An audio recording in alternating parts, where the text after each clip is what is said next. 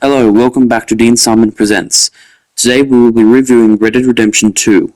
This is an open-world story-driven video game set during the late 19th century, and it depicts the dying days of the Wild West. So let's get to it. So here we are spying on the enemy camp with our in-game binoculars. We have been tasked with taking down a rival gunslinger who runs a small gang, and here we are spying on those whom we will have to fight very shortly. Here we have the weapon wheel, where we can see what weapons are available to us. It is very similar to Mafia 3's weapon wheel, in that we can carry some revolvers and small weapons alongside one or two bigger ones such as rifles. Red Dead Redemption 2 takes place in the late 19th century, early 20th century, and it depicts the dying days of the Wild West. It is about a gang that is on the run from the law, and here our main character is working to take down a rival gang. So let's get into it. What I particularly love here is the attention to detail, is how the character trudges through the snow as one would in real life. The attention to detail to this game is amazing. And here we have our main character walking on the ice, and here he is slipping. And there's a little message from Rockstar. It says, "Keep your dreams simple." I love that little attention to detail in the game, and I love how our main character is walking on the ice river, and you can see him clearly struggling to do so. It's amazing the attention to detail that Rockstar has dedicated to this game. And here next we have some gang members speaking Spanish. They are most likely we're gonna have to kill them in a few minutes. So let's see what they have to say.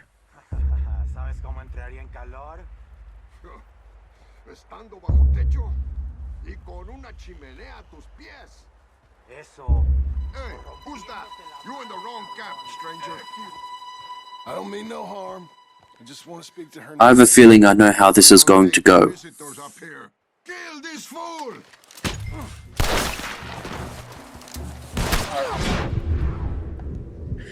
Now we are in battle, and this feature here is called Deadeye. I love this feature as it allows you to carefully place your shots and carry them out in quick succession.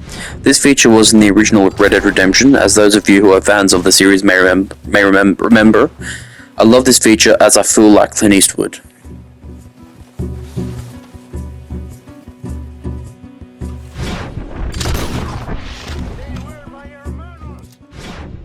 So here now we have the main villain, the gunslinger, reacting to the death of his fellow gang members, and I love this attention to detail, as it makes the game and what's happening here feel more realistic than it usually does. And here I love how the protagonist still covered behind a rock, and how now he's trudging through the snow once again, and the realistic depiction of how one walks through the snow I particularly love.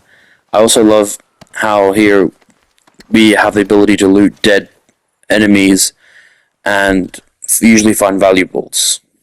Here we have the map of the region we're in. It's called Can Lake, and it's up in the mountains. Yes.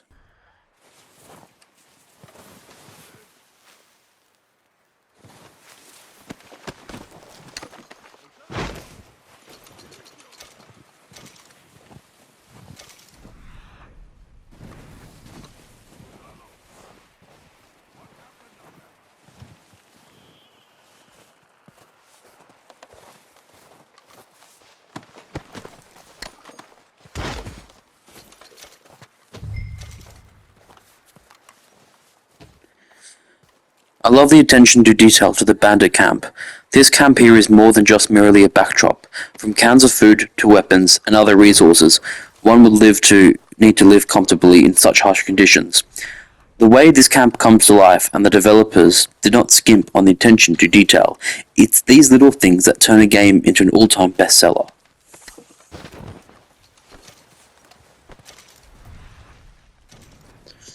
Here we have a tent. We see where the bandits would have slept. We see there was a table, there was a fire going, there was a chair where they would have sat, and they have lamps there that had cans of food.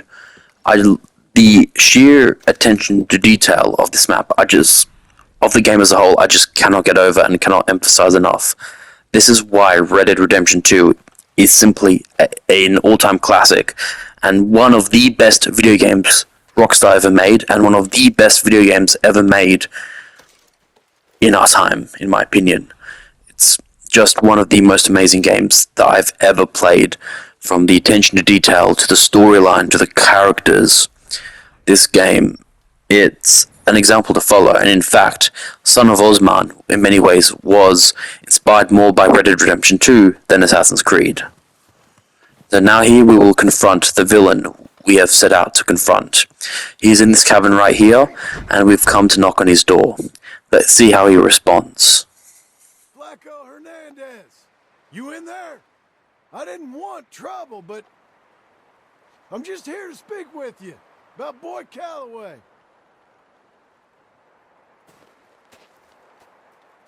I'm unarmed.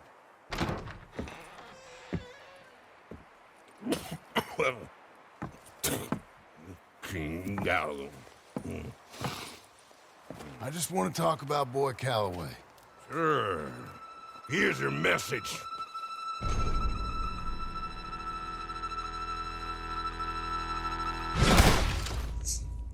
And I was not fast enough.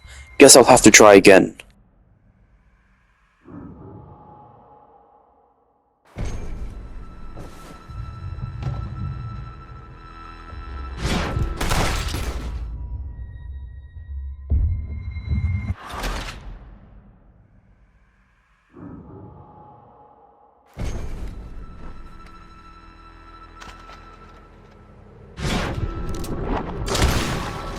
Third time's the charm.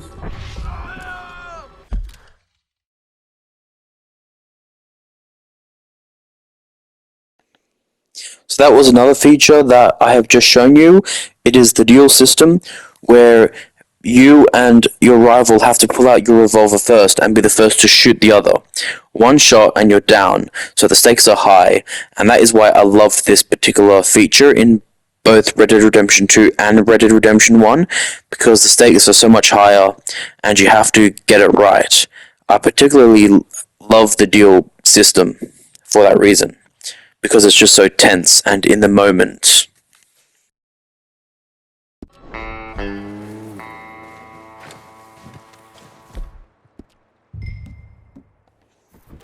Let's see what old Flaco has for us. I do have to take a photo of him first to prove that he's been killed by my character, John.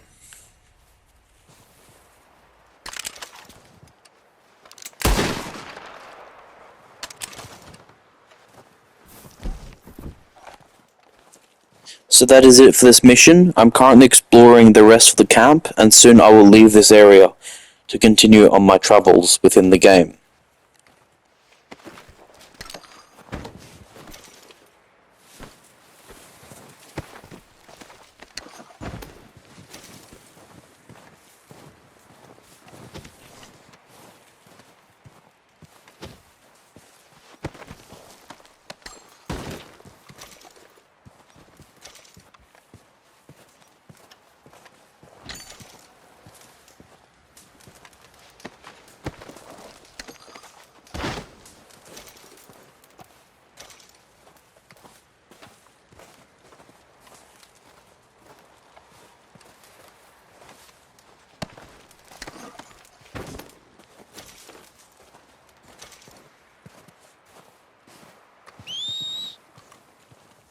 So you're able to whistle to your horse within the game, and that is how you have your horse come to you, and it's a realistic feature that is also carried over from the original Red Dead Redemption, but it's a realistic carryover in such a way that you can call over your horse to you, and it makes sense.